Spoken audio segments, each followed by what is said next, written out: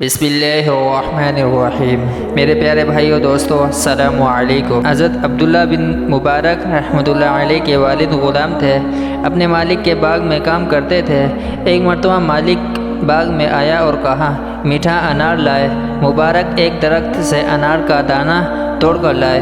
مالک نے چکھا تو کھٹا تھا، اس کی پیشانی پر بل آئے، کہا میں میٹھا انار مانگ رہا ہوں، تم کھٹا لائے ہو۔ مبارک نے جا کر دوسرے درخت سے انار لایا۔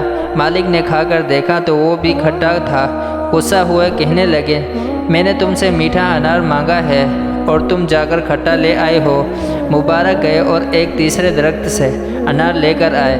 اللہ تعالیٰ کا کرنا ایسا ہوا، وہ بھی کھٹا تھا۔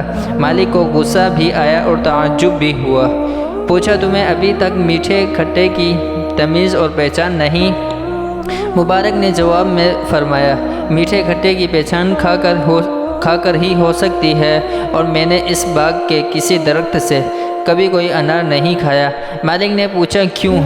اس لیے کہ آپ نے باغ سے کھانے کی اجازت نہیں دی ہے، اور آپ کی اجازت کے بغیر میرے لیے کسی انار کا کھانا کیسے جائز ہو سکتا ہے؟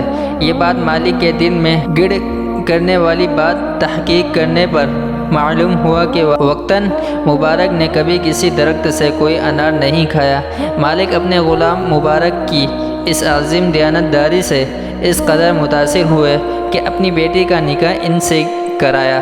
اسی بیٹی سے حضرت عبداللہ بن مبارک رحمۃ اللہ علیہ پیدا ہوئے۔ حضرت عبداللہ بن مبارک رحمۃ اللہ علیہ کو اللہ جل جلالہ نے علماء اسلام میں جو مقام عطا فرمایا وہ محتاج تعارف نہیں۔ اس واقعے سے یہ سبق ملا کہ کسی کی چیز بغیر اجازت استعمال نہیں کرنی چاہیے، وہ دیکھے یا نہ دیکھے، اللہ تبارک و تعالیٰ تو دیکھ رہے ہیں۔ بچپن ہی سے جب اچھی عادت ڈالیں گے تو بڑے ہو کر یہ اچھی عادت باقی رہے گی۔